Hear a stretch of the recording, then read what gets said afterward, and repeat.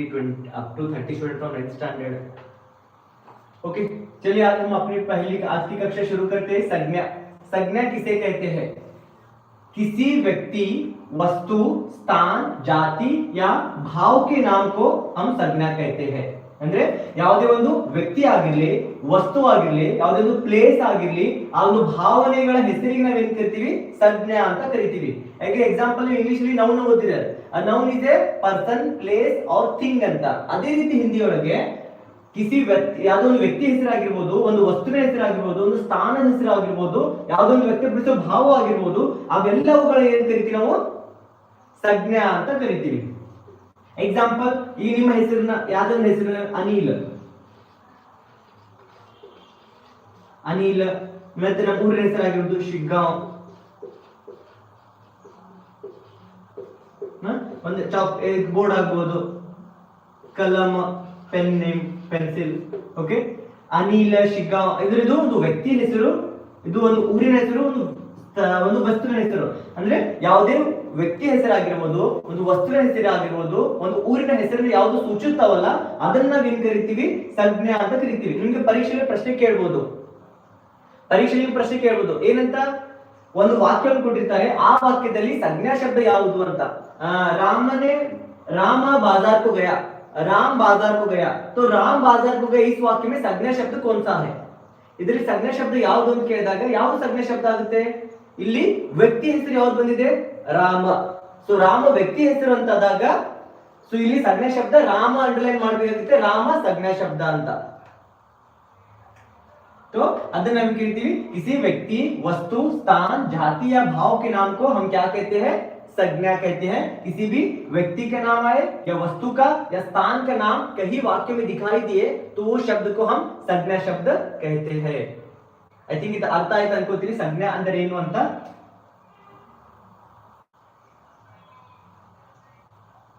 Okay, next concept ಹೋಗುವ।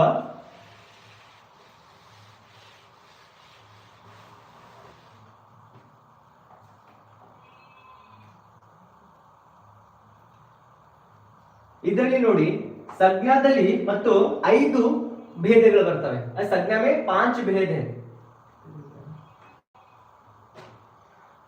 संज्ञा में 5 भेद है। जैसे कि पहला व्यक्तिवाचक संज्ञा।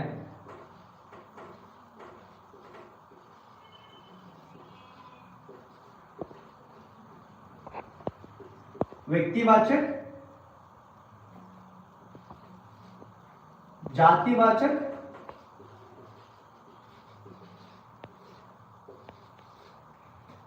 भाववाचक,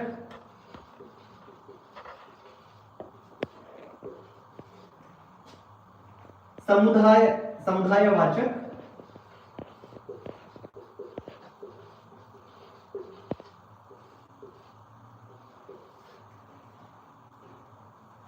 द्रव्यवाचक।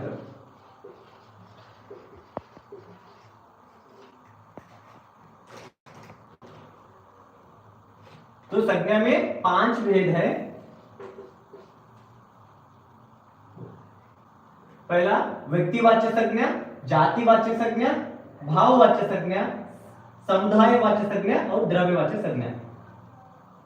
ಅಂದ್ರೆ ಸಂಜ್ಞಾದಲ್ಲಿ 5 ಭೇದಗಳಿದಾವೆ। ಮೊದಲನೇದಾಗಿ ವ್ಯಕ್ತಿವಾಚಕ, ಜಾತಿವಾಚಕ, ಭಾವವಾಚಕ, ಸಮುದಾಯವಾಚಕ, ದ್ರವ್ಯವಾಚಕ, ಈ 5 ಭೇದಗಳು ಸಂಜ್ಞಾದಲ್ಲಿ ಬರ್ತವೆ। ಅಷ್ಟೇ ಅಲ್ಲ, ಕೆಲವೊಂದ್ಸಲ ಕೇವಲ ಸಂಜ್ಞಾ ಕೇಳೋದಿಲ್ಲ, ಇದರಲ್ಲಿ ಈ 5 ಭೇದಗಳಲ್ಲಿ ಒಂದು ವಾಕ್ಯವನ್ನು ಕೊಟ್ಟು ಅದರಲ್ಲಿ ಯಾವ ವಾಕ್ಯ ಭಾವವಾಚಕ ಸಂಜ್ಞಾವಾಗಿದೆ, ಇದರಲ್ಲಿ ಯಾವ ಶಬ್ದ ಜಾತಿವಾಚಕ ಸಂಜ್ಞೆ ಆಗಿದೆ, ಇದರಲ್ಲಿ ಯಾವುದು ವ್ಯಕ್ತಿವಾಚಕ ಸಂಜ್ಞೆ ಅಂತ ಪ್ರಶ್ನೆ ಕೇಳಿದಾಗ ನೀವು ಈ 5 ಭೇದಗಳನ್ನ ಸರಿಯಾಗಿ ಅರ್ಥ ಮಾಡ್ಕೊಂಡಾಗ ಆ ಪ್ರಶ್ನೆಗೆ ಸರಿಯಾಗಿ ಉತ್ತರ ಮಾಡಬಹುದು।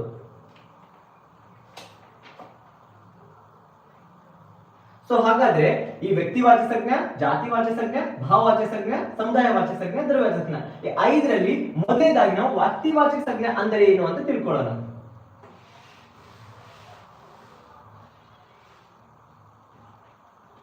ನೋಡಿ, जिस संज्ञा से किसी विशेष व्यक्ति, वस्तु, स्थान का बोध हो, जैसे कि ಇಲ್ಲಿ ಬರ್ತಿದ್ದಾರೆ, जिस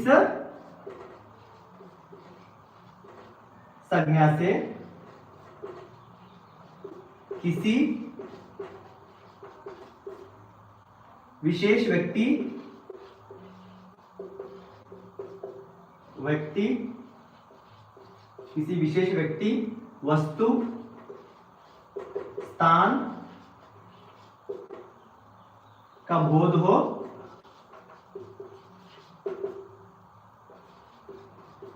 स्थान का बोध हो। नोड्री व्यक्तिवाचक संज्ञा जिस संज्ञा से किसी विशेष व्यक्ति, वस्तु, स्थान का बोध हो उसे हम ವ್ಯಕ್ತಿವಾಚಕ ಸಂಜ್ಞಾ कहते हैं। ಅಂದ್ರೆ ಯಾವ ಸಂಜ್ಞಾದಲ್ಲಿ ಯಾವುದೊಂದು ವಿಶೇಷವಾದ ವ್ಯಕ್ತಿಯ, ಒಂದು ವಸ್ತುವಿನ, ಒಂದು ಸ್ಥಾನದ ಬಗ್ಗೆ ಉಲ್ಲೇಖ ಆಗಿರುತ್ತೋ ಅದನ್ನ ನಾವು ವ್ಯಕ್ತಿವಾಚಕ ಸಂಜ್ಞಾ ಅಂತ ಕರಿತೀವಿ। ಎಕ್ಸಾಂಪಲ್ ಹೇಳ್ಬೇಕಂದ್ರೆ ನೋಡಿ, ಸೀತಾ,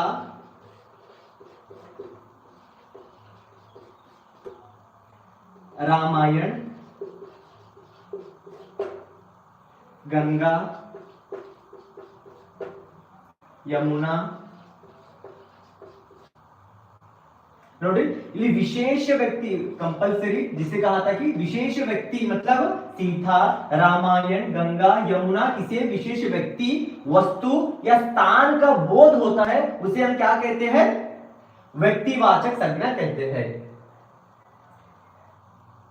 मतलब ಅರ್ಥ ಆಯ್ತು ಅನ್ಕೋತೀನಿ। ಮತ್ತೊಂದು ಹೇಳ್ತಿದ್ದೀನಿ, ಯಾವ ಸಂಜ್ಞಾದಲ್ಲಿ ವಿಶೇಷ ವ್ಯಕ್ತಿಯ ಹೆಸರನ್ನ, ಒಂದು ವಸ್ತುವಿನ ಹೆಸರನ್ನ, ಒಂದು ಸ್ಥಾನದ ಬೋಧ ವ್ಯಕ್ತ ಮಾಡಿರ್ತಾರಲ್ಲ ಅದನ್ನ ನಾವು ವ್ಯಕ್ತಿವಾಚಕ ಸಂಜ್ಞಾ। ವ್ಯಕ್ತಿ ಅಂದ್ರೆ ಇಲ್ಲಿ ನೀವು ಅರ್ಥ ಮಾಡ್ಬೋದು, ವ್ಯಕ್ತಿ ಅಂದ್ರೆ ಒಂದು ಪರ್ಸನ್, ಒಂದು ವ್ಯಕ್ತಿಯ ಬಗ್ಗೆ ಹೇಳ್ತಾ ಇದ್ದಾರೆ ಅಂದ್ಮೇಲೆ ಆ ವಿಶೇಷ ವ್ಯಕ್ತಿ, ಒಂದು ವಿಶೇಷ ವಸ್ತು, ಒಂದು ಸ್ಥಾನದ ಬಗ್ಗೆ ಏನು ಮಾಹಿತಿಯನ್ನು ಕೊಡ್ತಾರಲ್ಲ ಅದನ್ನ ನಾವು ವ್ಯಕ್ತಿವಾಚಕ ಸಂಜ್ಞಾ ಅಂತ ಕರಿತೀವಿ। ಓಕೆ, ಇದು ಅರ್ಥ ಆಯ್ತು ಅನ್ಕೋತೀನಿ। ಫಸ್ಟ್ ವ್ಯಕ್ತಿವಾಚಕ ಸಂಜ್ಞಾ। ಇನ್ ಕೇಸ್ ನಾನೇನಾದ್ರೂ ರಬ್ ಮಾಡಿದ್ರೆ ನೀವು ಬರ್ಕೊಂಡಿಲ್ಲ ಅಂದ್ರೆ ಇದನ್ನ ಕ್ಲಾಸ್ ಕಂಪ್ಲೀಟ್ ಆದ್ಮೇಲೆ ವಿಡಿಯೋ ಮತ್ತೆ ರೀ ಅಪ್ಲೋಡ್ ಮಾಡಿರ್ತೀನಿ, ಅಲ್ಲಿ ಹೋಗಿ ನೋಡ್ಕೊಂಡು ಮತ್ತೊಂದ್ಸಲ ನೀಟಾಗಿ ನೋಟ್ಸ್ ಅನ್ನ ಕ್ಯಾರಿ ಮಾಡಬಹುದು, ಬರ್ಕೋಬಹುದು।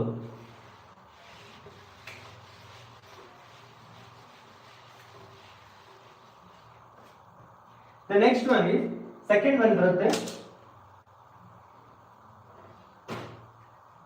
ಜಾತಿವಾಚಕ ಸಂಜ್ಞಾ।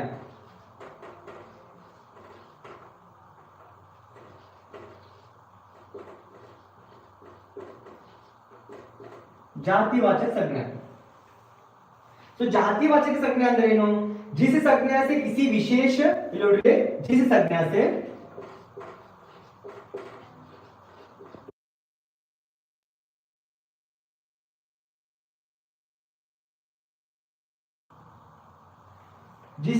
से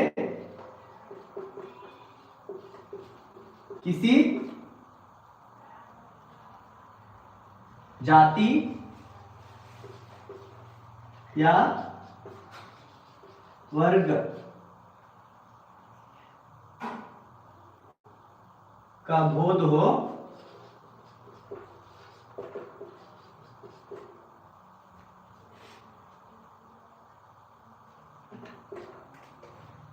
ಓಕೆ, ಸ್ಟೂಡೆಂಟ್ಸ್ ನೋಡಿ ಅರ್ಥ ಮಾಡ್ಕೊಳ್ಳಿ। ಜಾತಿವಾಚಕ ಸಂಜ್ಞಾ ಅಂದ್ರೆ ವಿಶೇಷವಾಗಿ ಒಂದು ಯಾವುದೇ ಒಂದು ಜಾತಿಯನ್ನ ಸೂಚಿಸುವಂತದ್ದು। ಜಾತಿ ಅಂದ್ರೆ ಕ್ಯಾಸ್ಟ್ ಅಂತಲ್ಲ, ಆ ಒಂದು ವಸ್ತು ನೋಡ್ರಿ, ಜಿಸ್ ಸಂಜ್ಞಾ ಸೆ ಕಿಸಿ ಜಾತಿಯ ವರ್ಗ, ಒಂದು ಯಾವುದೇ ಒಂದು ಪರ್ಟಿಕ್ಯುಲರ್ ಜಾತಿಯ ಒಂದು ವರ್ಗದ ಉಲ್ಲೇಖ ಆಗ್ತಾ ಇದೆ ಅಂದ್ರೆ ಜಾತಿವಾಚಕ ಸಂಜ್ಞಾ। मतलब जिस संज्ञा से किसी जाति या वर्ग का बोध हो उसे हम जातिवाचक संज्ञा कहते हैं। अब हम उदाहरण देखेंगे तो आप समझ जाएंगे। ಉದಾಹರಣೆ ಪ್ರಕಾರ ನೀವು ಅರ್ಥ ಮಾಡ್ಕೋಬಹುದು। ಇಲ್ಲಿ ನೋಡ್ರಿ, ಪುರುಷ, छात्र, नारी,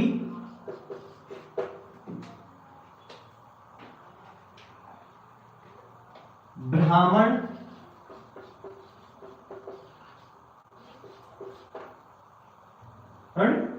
ಜಾತಿವಾಚಕ ಸಂಜ್ಞೆ जिस संज्ञा से किसी ಜಾತಿಯ ವರ್ಗ का बोध, ಯಾವುದೋ ಪರ್ಟಿಕ್ಯುಲರ್ ಒಂದು ಜಾತಿ ಆಗಿರಬಹುದು, ಒಂದು ವರ್ಗದ ಬೋಧ ಆಗುತ್ತಲ್ಲ ಅದನ್ನ ನಾವೇನ್ ಕರಿತೀವಿ? ಇಲ್ಲಿ ಜಾತಿವಾಚಕ ಸಂಜ್ಞಾ ಅಂತ ಕರಿತೀವಿ। ಹೆಸರು ಪುರುಷ, ಈಗ ನೋಡ್ರಿ, ಮಹಿಳೆ ಮತ್ತು ಪುರುಷ ಎರಡು ಬೇರೆ ಬೇರೆ ಜಾತಿಗಳು ಅಂತ ಪರಿಗಣನೆ ಮಾಡಿದಾಗ ಪುರುಷ ಅದೊಂದು ಜಾತಿವಾಚಕ ಸಂಜ್ಞೆ।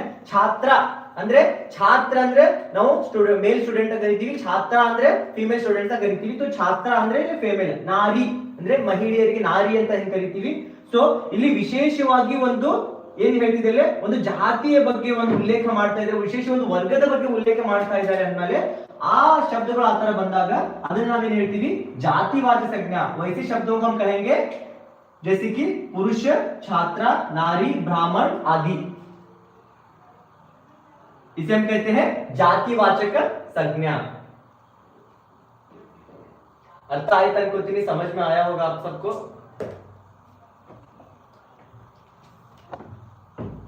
Okay, the third point is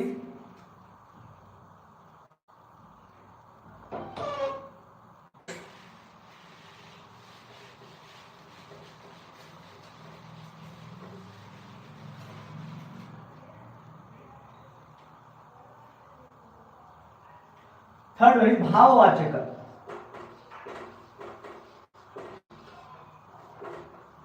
भाववाचक संज्ञा।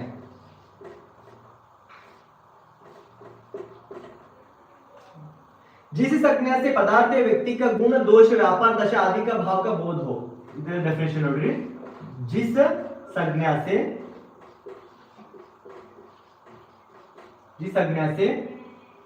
किसी जाति,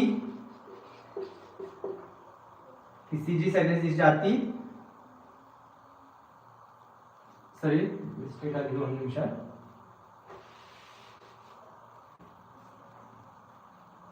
जिस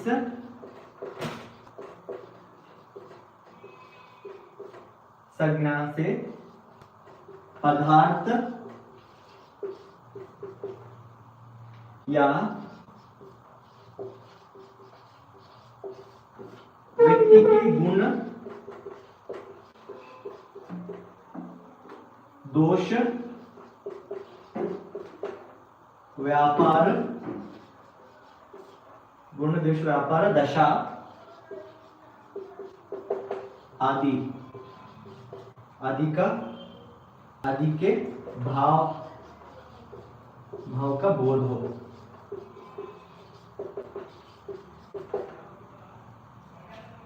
भाववाचक संज्ञा, जिस संज्ञा से पदार्थ या व्यक्ति के गुण, दोष, ವ್ಯಾಪಾರ, ದಶಾ ಆದಿ का बोध हो। ಅಂದ್ರೆ ಯಾವ ಸಂಜ್ಞಾದಲ್ಲಿ ಒಂದು ವಿಶೇಷವಾಗಿ ಒಂದು ಪದಾರ್ಥದಾಗಿರಬಹುದು, ಒಂದು ವ್ಯಕ್ತಿಯ ಗುಣದ ಬಗ್ಗೆ, ಆ ವ್ಯಕ್ತಿಯ ಗುಣ ಮತ್ತು ದೋಷಗಳ ಬಗ್ಗೆ, ಒಂದು ಪರ್ಟಿಕ್ಯುಲರ್ ವ್ಯಾಪಾರದ ಬಗ್ಗೆ, ಒಂದು ದಿಕ್ಕಿನ ಬಗ್ಗೆ, ಒಂದು ದಿಕ್ಕಿನ ಬಗ್ಗೆ ಏನಾದ್ರೂ ಬೋಧ ಆಗ್ತಾ ಇದ್ರೆ, ಸಮರ್ಥನೆ ಆಗ್ತಾ ಇದ್ರೆ ಆ ವಾಕ್ಯವನ್ನ, ಆ ಶಬ್ದವನ್ನ ಭಾವವಾಚಕ ಸಂಜ್ಞಾ ಅಂತ ಕರಿತೀವಿ। ಎಕ್ಸಾಂಪಲ್, ಉದಾಹರಣೆ ಪ್ರಕಾರ ನೋಡಿರಿ। उदाहरण जैसे कि बचपन, मिठास,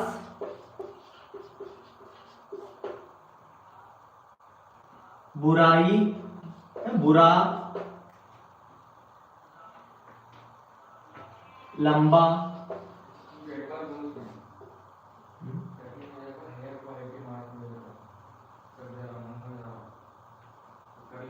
स्टूडेंट्स अगर आपको वीडियो क्लियर नहीं है, ನಿಮಗೆ ವಿಡಿಯೋ ಕ್ಲಿಯರ್ ಆಗಿ ಕಾಣ್ತಾ ಇಲ್ಲ ಅಂತ ನಿಮ್ಮ ವಿಡಿಯೋ ಸೆಟ್ಟಿಂಗ್ ಅಲ್ಲಿ ಹೋಗಿ ಪಿಕ್ಚರ್ ಕ್ವಾಲಿಟಿಯನ್ನ ಹೈಯರ್ ಇಟ್ಕೊಳ್ಳಿ, ಕ್ಲಿಯರ್ ಆಗಿ ಕಾಣುತ್ತೆ। ಸೆಟ್ಟಿಂಗ್ಸ್ ಅಲ್ಲಿ ಅಲ್ಲಿ ಸ್ಕ್ರೀನ್ ಅಲ್ಲಿ ಬರ್ತಾರೆ, ಸೆಟ್ಟಿಂಗ್ ಅಲ್ಲಿ ಕ್ವಾಲಿಟಿಯಲ್ಲಿ ಹೋಗಿ ಕ್ವಾಲಿಟಿಯನ್ನ ನೀವು ಹೈ ಕ್ವಾಲಿಟಿ ಮಾಡ್ಕೊಂಡ್ರೆ ಕ್ಲಿಯರ್ ಆಗಿ ನಿಮಗೆ ವಿಸಿಬಲ್ ಆಗುತ್ತೆ।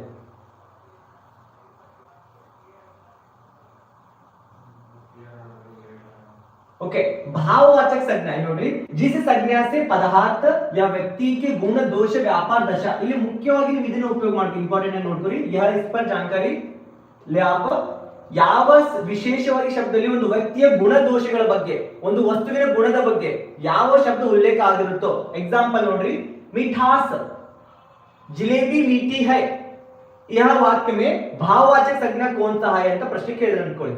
जिलेबी मीठी है, ಇಲ್ಲಿ ಜಿಲೇಬಿಯ ಗುಣ ಯಾವುದು? ಸಿಹಿ ಆಗಿರೋದು। ಜಿಲೇಬಿ ಹೆಂಗಿದೆ ಅಂತ ಹೇಳ್ತಾ ಇದ್ದಾರೆ, ಜಿಲೇಬಿ ಸಿಹಿ ಆಗಿದೆ। ಸೊ ಸಿಹಿ, ಮಿಠಾಸ್ ಅನ್ನೋದು ಇಲ್ಲಿ ಭಾವವಾಚಕ, ಅದರ ಭಾವ ಏನು ಅದನ್ನ ಹೇಳ್ತಾ ಇದೆ ಅಂದ್ಮೇಲೆ ಅದನ್ನ ನಾವು ಭಾವವಾಚಕ ಸಂಜ್ಞಾ ಅಂತ ಹೇಳ್ತೀವಿ। और यह लड़का बहुत बुरा है, ಆ ಹುಡುಗನ ಗುಣ ದೋಷ ಬಗ್ಗೆ ಹೇಳ್ತಿದೆ, ಆ ಹುಡುಗ ಹೇಗಿದ್ದಾನೆ? यह लड़का बहुत बुरा है, बुरा शब्द क्या है? वो लड़के के गुण और दोष को बता रहा है, तो बुरा यह भाववाचक संज्ञा। बुरा, लंबा और लंबी, यह रस्सी बहुत लंबी है, लंबी, यह रस्सी के बारे में बता रहा है, रस्सी कैसी है?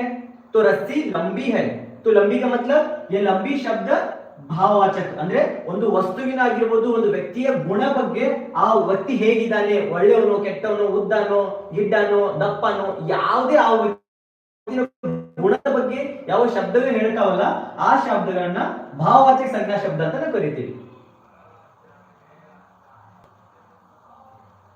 अर्थ आयता अನ್ಕೋತೀನಿ ಮತ್ತೊಂದು ನೋಡ್ರಿ जिस संज्ञा से पदार्थ या व्यक्ति के गुण दोष व्यापार दशा आदि का बोध हो उसे हम भाववाचक संज्ञा कहते हैं.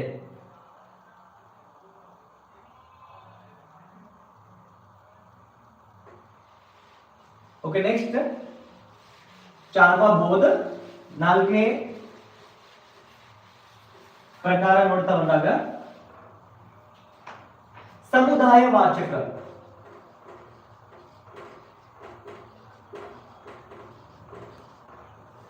समुदायवाचक संज्ञा.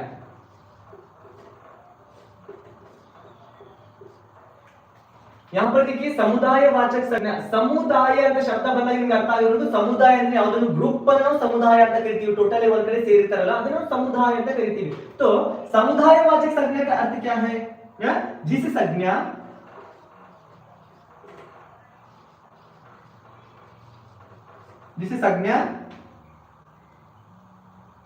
शब्द से जिस संज्ञा शब्द से समुदाय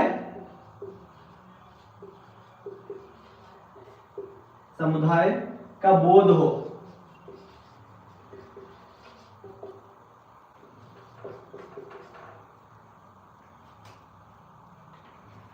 उदाहरण कक्षा सेना भीड़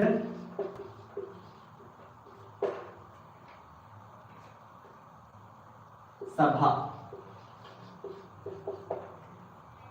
हाँ ये आपको देखने पर भी समझ में आ जाएगा कि समुदायवाचक संज्ञा अगर यह 7वीं कक्षा है ए वाक्य में समुदायवाचक संज्ञा शब्द कौन सा है. प्रश्न बोल दो यह 7वीं कक्षा है ये वाक्य में समुदायवाचक संज्ञा. हमें पहले समझ लेना चाहिए कि समुदाय का मतलब होता है ग्रुप. हाँ एक ग्रुप जैसे कि यहाँ कक्षा यहाँ बहुत सारे छात्र और छात्राएं रहते हैं उसे हम कक्षा कहते हैं. सेना मतलब मिलिट्री फोर्स ಅದೊಂದು ಗ್ರೂಪ್ ಇರುತ್ತೆ. ನೆಕ್ಸ್ಟ್ ಭೀಡ್ ಒಂದು ಜನಜಂಗುಳಿಯಿಂದ ಪ್ರದೇಶ ಗ್ರೂಪ್ ಇರುತ್ತೆ ಅದು ಭೀಡ್. ಒಂದು ಸಭೆ ಯಾರಾದ್ರೂ ಮೀಟಿಂಗ್ ಮಾಡ್ತಾ ಇದ್ದಾರೆ ಅದೊಂದು ಸಭೆ ಇರುತ್ತೆ ಆ ಸಭೆಗೆ ನಾವೇನ್ ಕರಿತೀವಿ ಗ್ರೂಪ್ ಆಗಿರುತ್ತೆ. ಈ ತರ ಒಂದು ಗ್ರೂಪ್ ಇರುವಂತಹ ಜನಜಂಗುಳಿ ಇರುವಂತಹ ಯಾವುದೇ ಒಂದು ಶಬ್ದದ ಅರ್ಥ ಬಂತಂದ್ರೆ ಜೊತೆಗೆ ಕಕ್ಷಾ ಸೇನಾ ಭೀಡ್ ಸಭಾ ಇದು ಗ್ರೂಪ್ ನ ಬಗ್ಗೆ ಯಾವುದೇ ಒಂದು ಶಬ್ದ ಉಲ್ಲೇಖ ಮಾಡ್ತಾ ಇದೆ ಅಂದ್ರೆ ಅದು ಸಮುದಾಯವಾಚಕ ಸಂಜ್ಞಾ. ಒಂದು ಸಮುದಾಯದ ಬಗ್ಗೆ ಒಂದು ಗ್ರೂಪಿನ ಬಗ್ಗೆ ಅದು ಹೇಳ್ತಾ ಇದೆ ಅಂದಾಗ ನಾವು ಅದನ್ನ ಅರ್ಥ ಮಾಡ್ಕೋಬೇಕು ಅದು ಸಮುದಾಯವಾಚಕ ಸಂಜ್ಞಾ. ಅಲ್ಲೇ ವಾಕ್ಯ ಹೇಳ್ತಾರೆ जिस संज्ञा शब्द से समुदाय का बोध हो. ಯಾವ ಸಂಜ್ಞಾ ಶಬ್ದದಿಂದ ಒಂದು प्रत्येकवादंता समुदाय का बोध आते हैं. जिस संज्ञा शब्द प्रत्येक समुदाय का बोध होता है उसे हम क्या कहते हैं समुदायवाचक संज्ञा कहते हैं. ओके नेक्स्ट 5th वन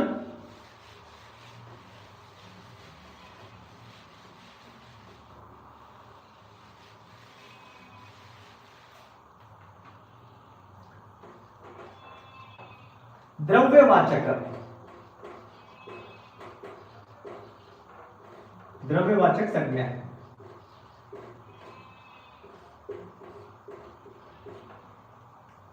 तो द्रव्यवाचक संज्ञा जिस संज्ञा शब्द से द्रव्य क्या धातु का बोध हो. जिस संज्ञा शब्द से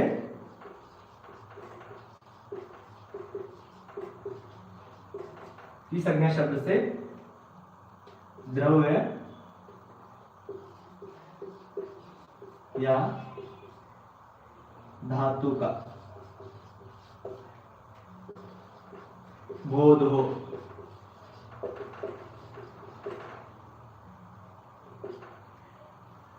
द्रव्यवाचक संज्ञा जिस संज्ञा शब्द से द्रव्य या धातु का बोध हो. उदाहरण जैसे कि घी तेल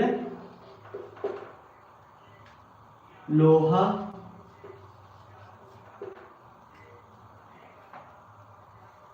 ಎಕ್ಸಾಂಪಲ್ ದ್ರವ್ಯ.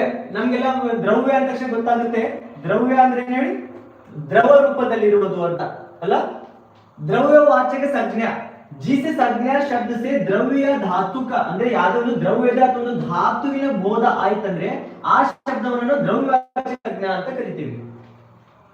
जैसे कि जिस संज्ञा शब्द से द्रव्य या धातु का बोध हो, जैसे कि घी, घी ಅಂದ್ರೆ ತುಪ್ಪ, ಬೆಣ್ಣೆ, ಅದೊಂದು ದ್ರವ್ಯವಾದಂತ, ತೇಲ್, ಆಯಿಲ್, ಎಣ್ಣೆ. ನೆಕ್ಸ್ಟ್ ಲೋಹ, ಇದೊಂದು ಧಾತು ಅಲ್ವಾ, ಅಂದ್ರೆ ಕಬ್ಬಿಣ, ಲೋಹ ಅದೊಂದು ಧಾತು. ಸೊ ಇದರ ಪ್ರಕಾರ ದ್ರವ್ಯವಾಚಕ ಸಂಜ್ಞೆ ಅಂದ್ರೆ ಏನು, ಯಾವ ಶಬ್ದಗಳು ಒಂದು ದ್ರವ್ಯವಾದ ಅಥವಾ ಒಂದು ಧಾತುವಿನ ಬಗ್ಗೆ ಉಲ್ಲೇಖ ಮಾಡ್ತಾವಲ್ಲ ಅಂತ ಶಬ್ದಗಳನ್ನ ನಾವು ದ್ರವ್ಯವಾಚಕ ಸಂಜ್ಞೆ ಅಂತ ಕರಿತೀವಿ.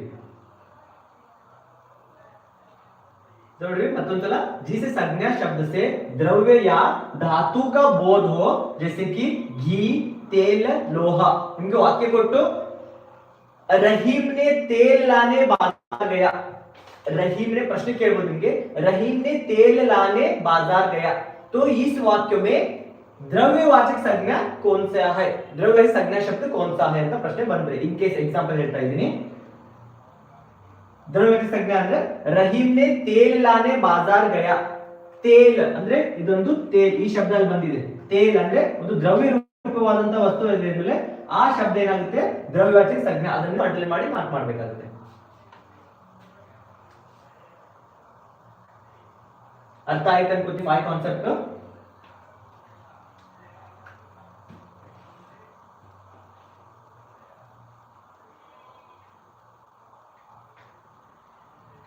ओके नेक्स्ट, आई थिंक आप सभी छात्र और छात्राओं को समझ में आ गया हो कि संज्ञा किसे कहते हैं. Once again I am recall that किसी भी वस्तु, व्यक्ति, स्थान या भाव के नाम को हम संज्ञा कहते हैं. ಯಾವುದೇ ಒಂದು ವಸ್ತು ಆಗಿರಲಿ, ವ್ಯಕ್ತಿ ಆಗಿರಲಿ, ಒಂದು ಸ್ಥಾನ ಅಥವಾ ಭಾವದ ಹೆಸರಿಗೆ ನಾವು ಏನ್ ಕರಿತೀವಿ, ಸಂಜ್ಞಾ ಅಂತ ಕರಿತೀವಿ. ಅದರೊಳಗೆ ಫಸ್ಟ್ ಬರೋದು ವ್ಯಕ್ತಿ ಸಂಜ್ಞಾ, ಜಾತಿವಾಚಕ ಸಂಜ್ಞಾ, ಭಾವವಾಚಕ ಸಂಜ್ಞಾ, ಸಮುದಾಯವಾಚಕ ಸಂಜ್ಞಾ, ದ್ರವ್ಯವಾಚಕ ಸಂಜ್ಞಾ. ಇದು 5 ಭೇದಗಳು ಇದರಲ್ಲಿ ಬರ್ತವೆ. ಈ 5 ಕಾನ್ಸೆಪ್ಟ್ ಅನ್ನು ಚೆನ್ನಾಗಿ ಅರ್ಥ ಮಾಡ್ಕೋಬೇಕು.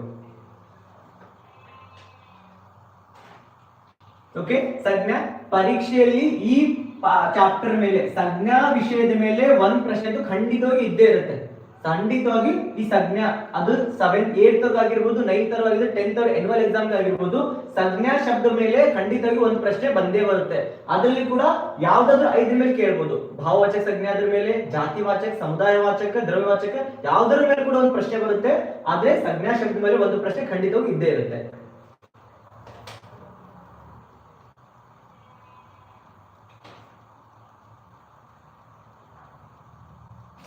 ओके, आई थिंक अನ್ಕೋತೀನಿ संज्ञा कांसेप्ट अर्थ आया तो आई होप सभी बच्चे संज्ञा का अर्थ समझ गए होंगे.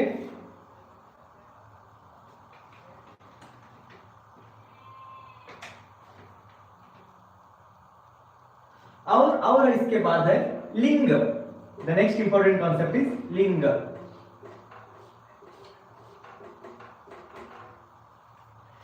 ಈ ಕಾನ್ಸೆप्ट में बोलता प्रश्न बರುತ್ತೆ ನಿಮಗೆ. ಈ ಕಾನ್ಸೆप्ट में एक प्रश्न आपको आएगा एग्जाम में, जैसे कि संज्ञा की जिस रूप से स्त्री या पुरुष जाति का बोध उसे लिंग कहते हैं. इधर बोलते हैं संज्ञा के जिस रूप से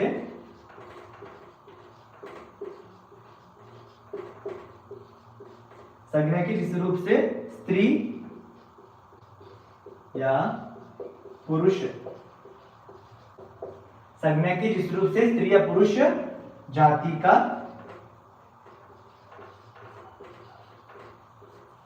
बोध हो उसे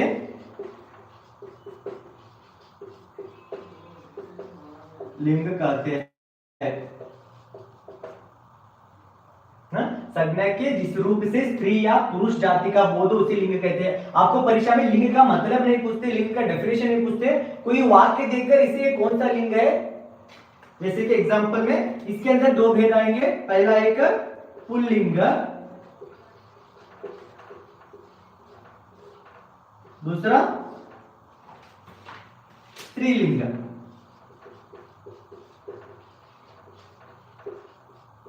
रूप से स्त्री या पुरुष जाति का बोध हो उसे लिंग कहते हैं। जैसे इसमें पुल्लिंग स्त्रीलिंग, तो हम पहले जानेंगे पुल्लिंग।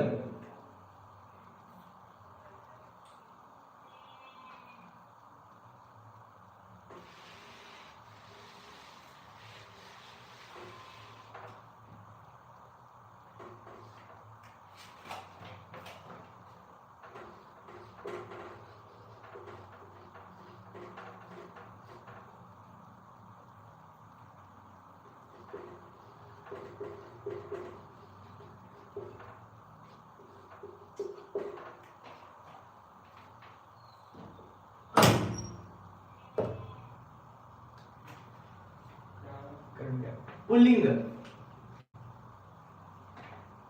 संज्ञा के जिस रूप से पुरुष जाति का ಬಹುದು उसे पुल्लिंग कहते हैं। ಅಂದ್ರೆ ಸಂಜ್ಞಾದ ಒಂದು ಭಾವದಲ್ಲಿ ಯಾವುದೊಂದು ಪುರುಷ ಜಾತಿಯನ್ನು ವ್ಯಕ್ತಪಡಿಸಿದ್ರೆ ಅಂತ ಶಬ್ದವನ್ನು ನಾವು ಪುಲ್ಲಿಂಗ ಅಂತ ಕರಿತೀವಿ। ಆಲ್ರೆಡಿ ಇದರ ಬಗ್ಗೆ ಕಾನ್ಸೆಪ್ಟ್ ಅರ್ಥ ಆಗಿದೆ, ಈಜಿ ಆಗಿದೆ, ಇದೇ ಡಿಫಿಕಲ್ಟ್ ಇಲ್ಲ।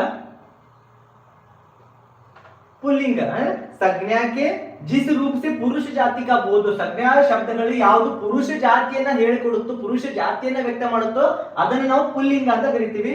एग्जांपल तौर पर उदाहरण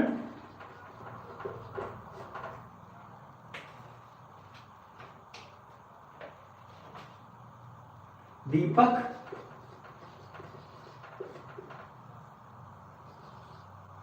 कर्ण,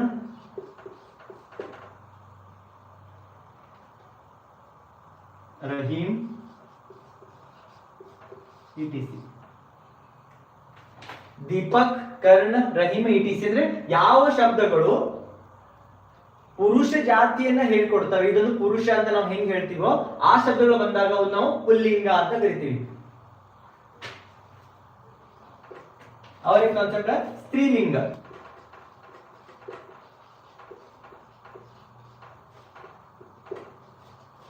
स्त्रीलिंग संज्ञा के जिस रूप से स्त्री जाति का बोध हो, जैसे संज्ञा के जिस रूप से संज्ञा ರೂಪದಲ್ಲಿ ಯಾವುದು ಸ್ತ್ರೀ ಜಾತಿಯ ಬೋಧ ಆಗುತ್ತೆ, ಸ್ತ್ರೀ ಜಾತಿಯನ್ನ ವ್ಯಕ್ತಪಡಿಸುತ್ತೆ ಯಾವುದೇ ಶಬ್ದ, ಆ ಶಬ್ದವನ್ನು ಸ್ತ್ರೀಲಿಂಗ ಶಬ್ದ ಅಂತ ನಾವು ಕರಿತೀವಿ। ಇದರಲ್ಲಿ ಎಕ್ಸಾಂಪಲ್ ನೋಡಿದ್ರೆ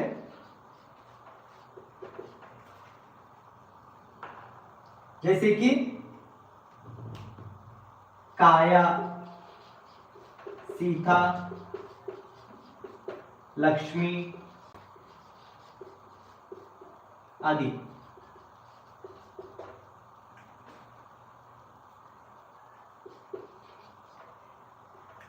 ಕಾಯ, ಸೀತಾ, ಲಕ್ಷ್ಮಿ ಆದಿ ಇವು ಶಬ್ದಗಳು ಯಾವ ಹೆಸರುಗಳು, ಯಾವ ಶಬ್ದಗಳು, ಯಾವ ವಾಕ್ಯಗಳು ಒಂದು ಸ್ತ್ರೀಯ ಬೋಧನೆ ಮಾಡುತ್ತೆ, ಸ್ತ್ರೀಯ ಜಾತಿಯನ್ನು ವ್ಯಕ್ತಪಡಿಸ್ತಿದೆಯಲ್ಲ ಅದನ್ನ ನಾವು ಸ್ತ್ರೀಲಿಂಗ। कोई शब्द स्त्री धर्म को, स्त्री जाति को जो दर्शाते हैं उसे हम क्या कहते हैं, स्त्रीलिंग कहते हैं।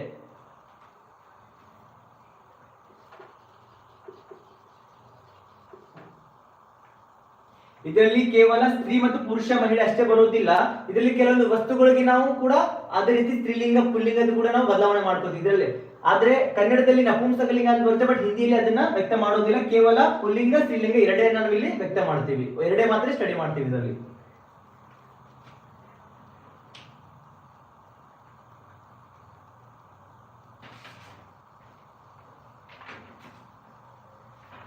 Next one important next concept,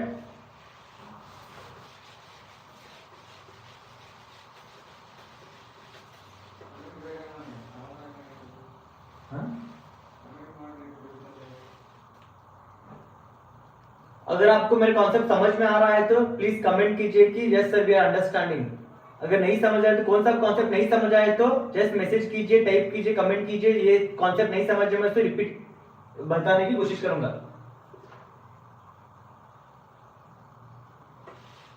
I think ನಿಮ್ಗೆ ಅರ್ಥ ಆಗ್ತಾ ಇದೆ ಅಂದ್ರೆ ಕೂಡ ಎಸ್ ಸರ್ ನಂಗೆ ಅರ್ಥ ಆಗ್ತಾ ಇದೆ, ಎಸ್ ಸರ್ ವಿ ಅಂಡರ್ಸ್ಟ್ಯಾಂಡಿಂಗ್ ಅಂತ ಕಮೆಂಟ್ ಮಾಡಿ, ಅಂದ್ರೆ ಗೊತ್ತಾಗುತ್ತೆ ನೀವು ಹೇಳಿದ್ದು ನೀವು ಅರ್ಥ ಮಾಡ್ಕೋತಿದ್ದೀರಾ ಅಂತ।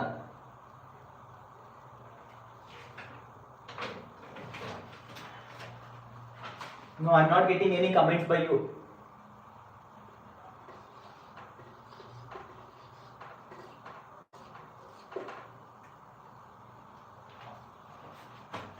Okay, the next लिंगद ಮೇಲೆ ಒಂದು ಪ್ರಶ್ನೆ ಖಂಡಿತವಾಗಿ ಇರುತ್ತೆ। The next concept is वचन। वचन आपको ऑलरेडी पता है कि वचन किसे कहते हैं, जैसे कि आप पता है कि एक वचन बहुवचन, जैसे सिंगुलर एंड प्लूरल, इंग्लिश ಅಲ್ಲಿ ನಮಗೆ सिंगुलर एक वचन बहुवचन कहते हो, ಹಿಂದಿಯಲ್ಲಿ ಕೂಡ ವಚನ ಅಂತ ಕಾನ್ಸೆಪ್ಟ್ ಬರುತ್ತೆ, उसमें है पहला। सो वचन का डेफिनेशन क्या है, जिस शब्द के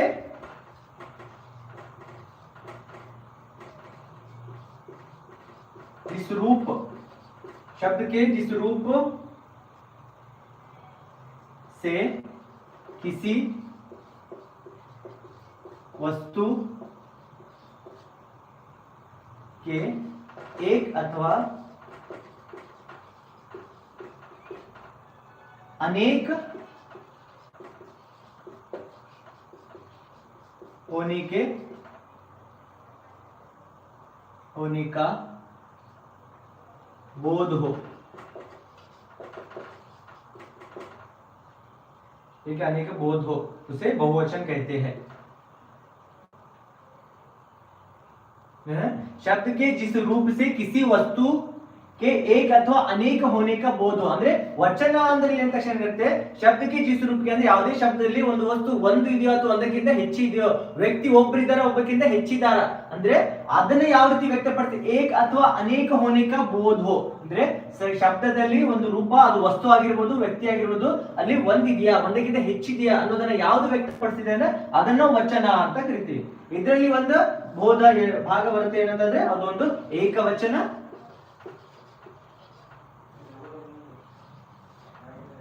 दूसरा बहुवचन। तो ये कॉन्सेप्ट पे आपको एक प्रश्न जरूर आएगा, तो ये शब्द में ಏಕವಚನ ಅಂದ್ರೆ ಅಲ್ಲಿ ಏಕವಚನ ಕೊಟ್ಟಿರ್ತಾರೆ, ಇದನ್ನ ಬಹುವಚನ ಮಾಡಬೇಕು, ಇಲ್ಲ ಬಹುವಚನ ಕೊಟ್ಟಿರ್ತಾರೆ ಅದನ್ನ ಏಕವಚನ ಮಾಡಿ ಬದಲಾವಣೆ ಮಾಡಿ ಉತ್ತರ ಬರೀಬೇಕಾಗುತ್ತೆ। तो फर्स्ट ಅದನ್ನ ಅರ್ಥ ಮಾಡ್ಕೊಳ್ಳೋಣ, ಏಕವಚನ।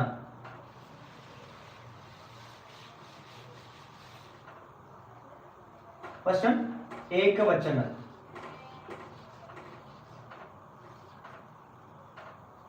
एक वचन। सो एक वचन किसे कहते हैं, ನಮಗೆ ಕನ್ನಡದಲ್ಲಿ ಗೊತ್ತಿರಬಹುದು ಏಕವಚನ, ಏಕವಚನ ಅಂದ್ರೆ ಏನು ಅಂತ।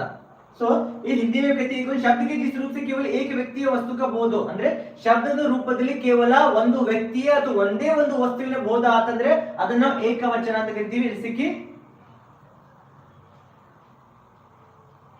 एक आदमी था, एक आदमी था, एक ಇಲ್ಲಿ ಒಂದೇ ವಸ್ತು एक आदमी था ಅಂದ್ರೆ ಅದು ಏಕವಚನ, ಒಂದು ಒಬ್ಬ ಪುರುಷ ಇದ್ದನು। बहुत लोग थे,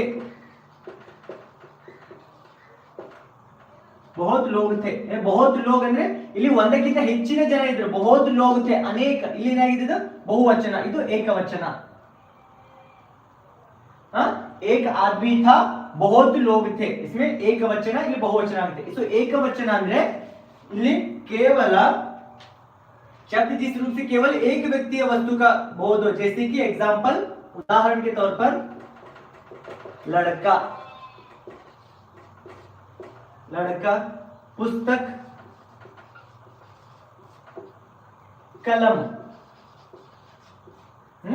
लड़का पुस्तक कलम, वह एक लड़का है, केवल ಒಬ್ಬನೇ ಒಂದು ಹುಡುಗನಿದ್ದಾನೆ, तो लड़का। पुस्तक, यहाँ यह एक पुस्तक है, ಇದೊಂದು ಕೇವಲ ಒಂದು ಪುಸ್ತಕವಾಗಿದೆ, ಕೇವಲ ಒಂದು ಪುಸ್ತಕದ ಬಗ್ಗೆ।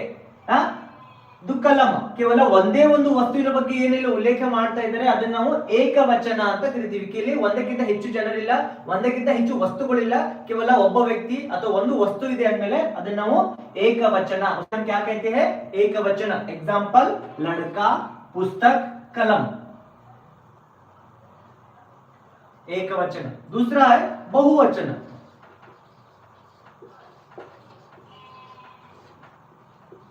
आप ये कॉन्सेप्ट समझिए, बहु का मतलब है ज्यादा, बहु ಅಂದ್ರೆ ಏನು ಹೇಳಿ, ಜಾಸ್ತಿ ಹೆಚ್ಚು ಅಂತ। सो बहुवचन का अर्थ है शब्द के जिस रूप से एक या अधिक व्यक्तियों का वस्तुओं का बोध हो, ಅಂದ್ರೆ ಶಬ್ದದಲ್ಲಿ ಒಂದು ಅಥವಾ ಒಂದಕ್ಕಿಂತ ಹೆಚ್ಚು ವ್ಯಕ್ತಿಗಳ, ಒಂದು ಅಥವಾ ಒಂದಕ್ಕಿಂತ ಹೆಚ್ಚು ಜನರ ಬೋಧ ಆಯ್ತಂದ್ರೆ, ಜನರ ಬಗ್ಗೆ ತಿಳಿಸಿಕೊಳ್ಳಲಾಗ್ತಾ ಇದೆ ಅಂದ್ರೆ ಅದು ಏನಾಗುತ್ತೆ, ಬಹುವಚನ ಆಗುತ್ತೆ। उदाहरण, ಇದನ್ನ ನೋಡ್ರಿ, ಲಡ್ಕ ಏಕವಚನ, ಬಹುವಚನದಲ್ಲಿ ಲಡ್ಕೆ.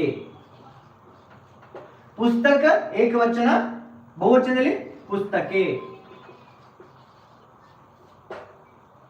ಕಲಮ ಒಂದೇ ಇದೆ ಪೆನ್ನು, ಕಲಮ ಕಲಮೆ.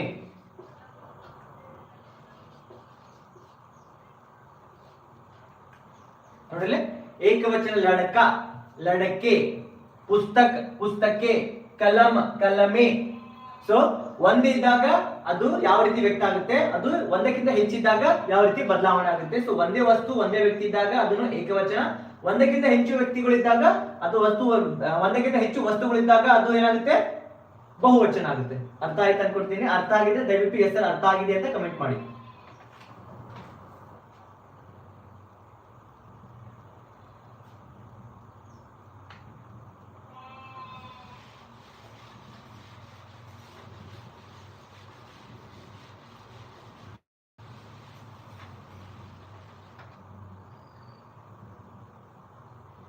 ಪ್ಲೀಸ್ ಡೇ ಸ್ಟೂಡೆಂಟ್ಸ್ ದಯವಿಟ್ಟು ನೋಟ್ಸ್ ಅನ್ನ ಕ್ಯಾರಿ ಮಾಡ್ಕೊಳ್ಳಿ, ನೋಟ್ಸ್ ಅನ್ನ ಮೇಂಟೈನ್ ಮಾಡ್ಕೊಳ್ಳಿ. ನಾನು ನೆಕ್ಸ್ಟ್ ಫಿಸಿಕಲ್ ಸ್ಕೂಲಿಗೆ ಅಟೆಂಡ್ ಮಾಡಿದಾಗ, ವಿಸಿಟ್ ಮಾಡಿದಾಗ ಖಂಡಿತವಾಗಿ ನಾನು ನೋಟ್ಸ್ ಅನ್ನು ನೋಡ್ತೀನಿ, ಚೆಕ್ ಮಾಡ್ತೀನಿ.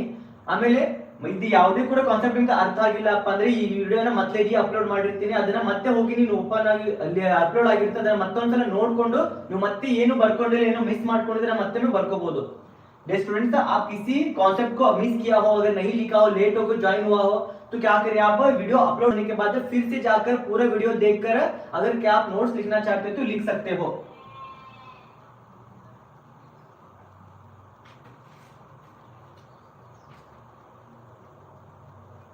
ओके,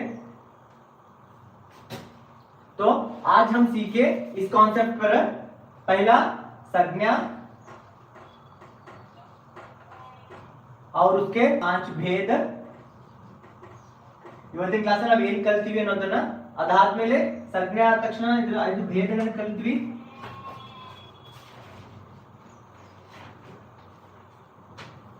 संज्ञा के 5 भेद, उसके बाद लिंग और उसके 2 भेद, उसके बाद वचन और उसके 2 भेद.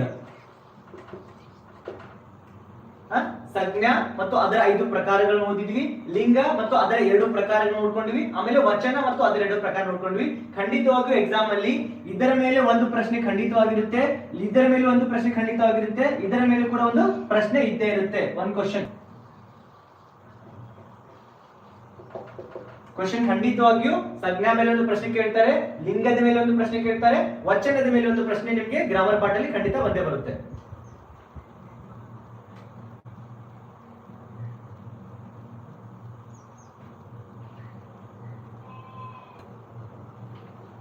ಓಕೆ, ಐ ಹೋಪ್ ಈ ಕಾನ್ಸೆಪ್ಟ್ ನಿಮಗೆಲ್ಲ ಅರ್ಥ ಆಗಿದೆ ಅನ್ಕೋತೀನಿ.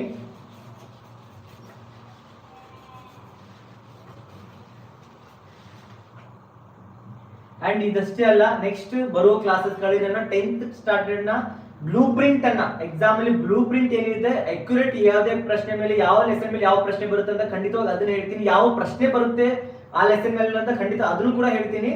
ಅಷ್ಟೇ ಅಲ್ಲ, ಜೊತೆಗೆ 9th ಸ್ಟ್ಯಾಂಡರ್ಡ್ ಎಲ್ಲ ಮಾಡೆಲ್ ಕ್ವಶನ್ ಪೇಪರ್ ಕೂಡ ನಾನು ರಿವ್ಯೂ ಮಾಡ್ತೀನಿ. ಮಾಡೆಲ್ ಕ್ವಶನ್ ಪೇಪರ್ ಯಾವ ಕ್ವಶನ್ಸ್ ಬರ್ತವೆ, 8th ಸ್ಟ್ಯಾಂಡರ್ಡ್ ಆಗಿರಬಹುದು, 9th ಸ್ಟ್ಯಾಂಡರ್ಡ್ ಆಗಿರಬಹುದು, 10th ಸ್ಟ್ಯಾಂಡರ್ಡ್ ಆಗಿರಬಹುದು, ಎಲ್ಲವನ್ನ ಮಾಡೆಲ್ ಕ್ವಶನ್ ಪೇಪರ್ ನ ನಾನು ಇಲ್ಲಿ ಡಿಕ್ಲೇರ್ ಮಾಡ್ತೀನಿ, ಕ್ಲಾಸಸ್ ತಗೋತೀನಿ. ಸೊ ಇದು ನಿಮ್ಗೆ ಇವತ್ತಿನ concept.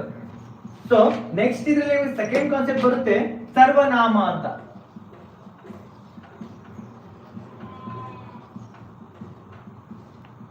A very important concept in Hindi grammar, सर्वनाम. सर्वनाम किसे कहते हैं? संज्ञा ತಿಳ್ಕೊಂಡ್ಮೇಲೆ ನೆಕ್ಸ್ಟ್ ಕಾನ್ಸೆಪ್ಟ್ ನಮಗೆ ತಿಳ್ಕೋಬೇಕಾಗಿದ್ದು ಸರ್ವನಾಮ. It's a new concept for all the students. Please listen carefully. सर्वनाम किसे कहते हैं? Important definition ಬರ್ಕೋರಿ. संज्ञा के स्थान पर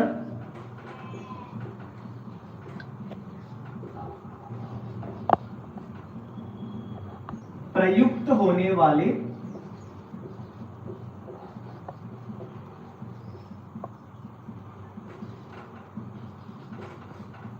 संज्ञा के स्थान पर प्रयुक्त होने वाले विकारी शब्दों को सर्वनाम कहते हैं.